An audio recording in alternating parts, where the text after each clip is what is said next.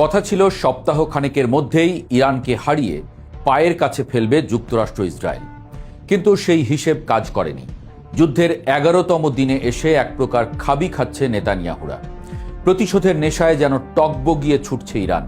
অবস্থা এমন বেগতিক যে সারা বিশ্বের সামনে মাথা তুলতেই হিসেব করতে হচ্ছে তাদের। পৃথিবীর সবচেয়ে শক্তিশালী দুটি দেশ এবং সাথে মিত্রদের নিয়েও ইরানকে দমানো যাচ্ছে না। বিশ্লেষকরা বলছেন, ইরান থেকে মুখ গুটিয়ে যে পালাবে পশ্চিম, সেই পথটাও আর খোলা নেই, কারণ ইরান তাদেরকে এখন পালাতেও দিচ্ছে না।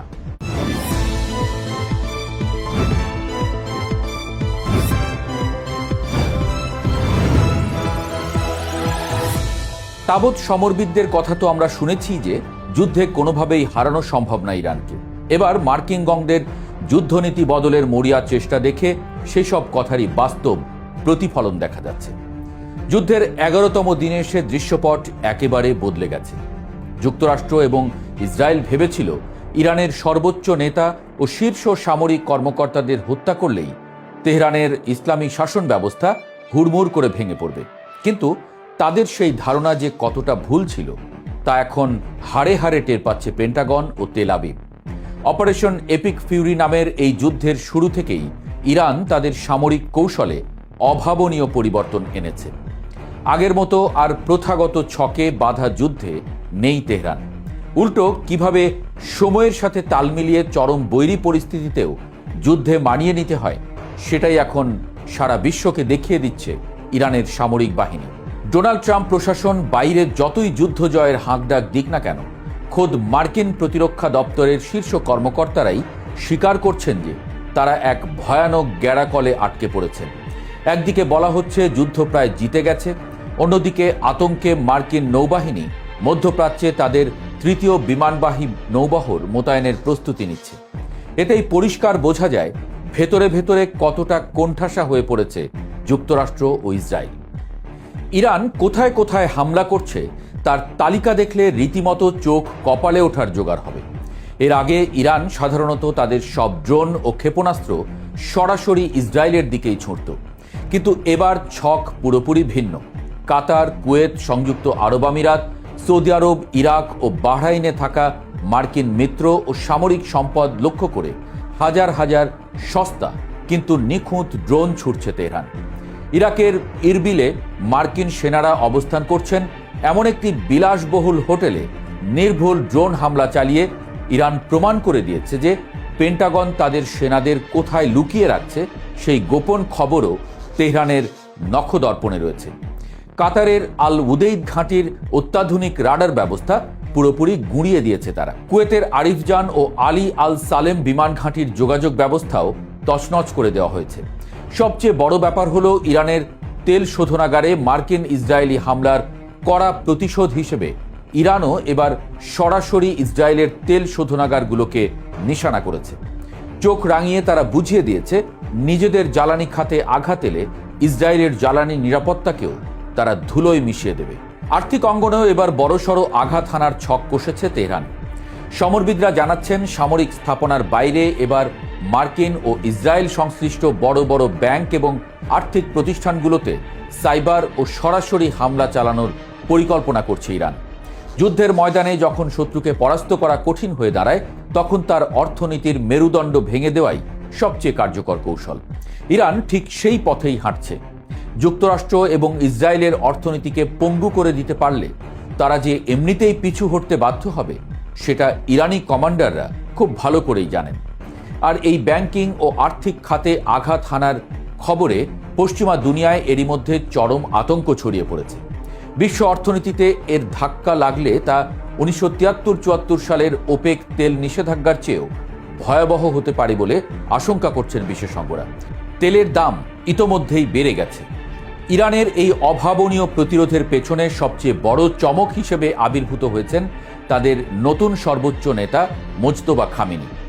অনেকেই ভেবেছিলেন আয়াতুল্লাহ আলী খামেনির মৃত্যুর পর ইরান নেতৃত্ব শূন্যতায় ভুগবে, কিন্তু নতুন খামেনি মোজতবা যেন পশ্চিমের জন্য আগের চেয়েও আরও বেশি ভয়ঙ্কর। গত 20 বছর ধরে তিনি নিজেকে যেন এই দিনের জন্যই প্রস্তুত করেছেন। তার ধূর্ত সমরনীতি এবং নিখুঁত যুদ্ধ কৌশলের কারণে কোনোভাবেই সুবিধা করতে পারছে না যুক্তরাষ্ট্র ইসরায়েল। আগে ইরান হামলার আগে সতর্ক বার্তা দিত, কিন্তু মোস্তফা খামেনির নির্দেশে সেই প্রথা বাতিল হয়েছে। এখন কোনো আগাম বার্তা ছাড়াই সরাসরি মার্কিন দুর্বল জায়গাগুলোতে, বিশেষ করে ইন্টারসেপ্টর ও বিমান প্রতিরক্ষা ব্যবস্থাগুলোতে আঘাত হানছে তেহরান। মোস্তফার এই রণকৌশলের কাছে রীতিমতো নাকানি চুবানি খাচ্ছে ইসরায়েল ও আমেরিকার সামরিক গোয়েন্দারা। নেতানিয়াহু এবং ট্রাম্পের মূল পরিকল্পনা ছিল প্ল্যান বি বা ইসরায়েলের কুখ্যাত দাহিয়া নীতি প্রয়োগ করা। এই নীতির মূল কথা হল বেসামরিক জনগণের উপরে অবিরাম কঠোর আঘাত হানা, যাতে দেশের ভেতরেই সরকারের বিরুদ্ধে বিদ্রোহ শুরু হয়। গাজা এবং লেবাননে এই একই নীতি প্রয়োগ করে ধ্বংসযজ্ঞ চালিয়েছিল তারা ভেবেছিল হাজার হাজার বোমা ফেলে বেসামরিক মানুষদের হত্যা করে এবং কুর্দি বা বালুচদের মতো সংখ্যালঘু গোষ্ঠীগুলোকে উস্কে দিয়ে ইরানকে ভেতর থেকে বিভক্ত করে ফেলবে। কিন্তু বাস্তবে ঘটেছে ঠিক উল্টোটা। হাজার হাজার বোমার আঘাত ইরানকে বিভক্ত করতে তো পারেইনি, উল্টো গোটা জাতিকে এক সুতোয় গেঁথে ফেলেছে।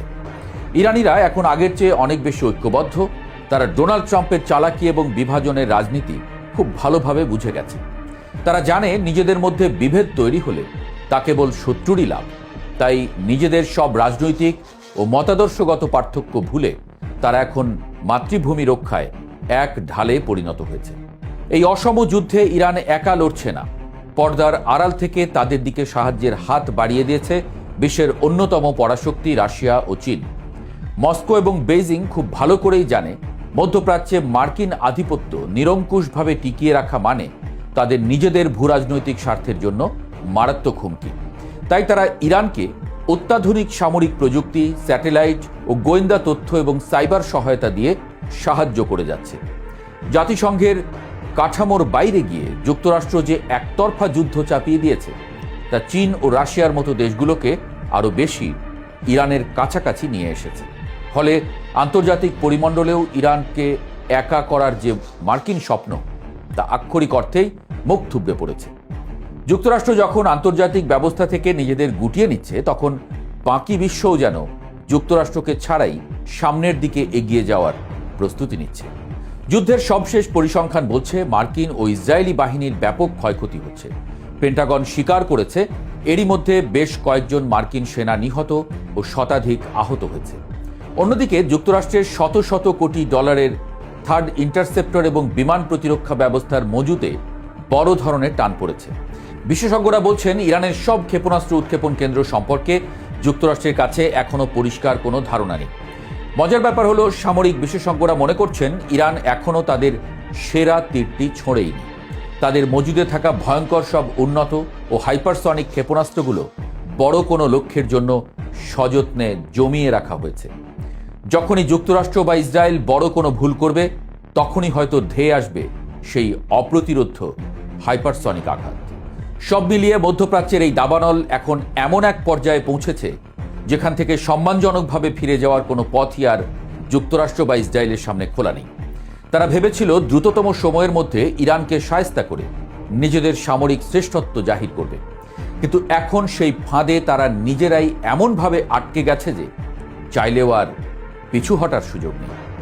বিশ্লেষকরা বলছেন নেতানিয়াহু নিজের তৈরি ফাঁদে নিজেই পড়েছেন এবং সেই সাথে ট্রাম্প প্রশাসনকেও টেনে এনেছেন। এই সংঘাতে আংশিক বিজয়ের কোনো সুযোগ নেই, আর পূর্ণাঙ্গ বিজয় অর্জন করাও এখন তাদের জন্য দিবা স্বপ্নে পরিণত হয়েছে। ইরান বুঝিয়ে দিয়েছে তারা শুধু মার খেতেই আসেনি, মার কিভাবে ফিরিয়ে দিতে হয় সেই শিল্পটাও তাদের খুব ভালোভাবেই জানা আছে।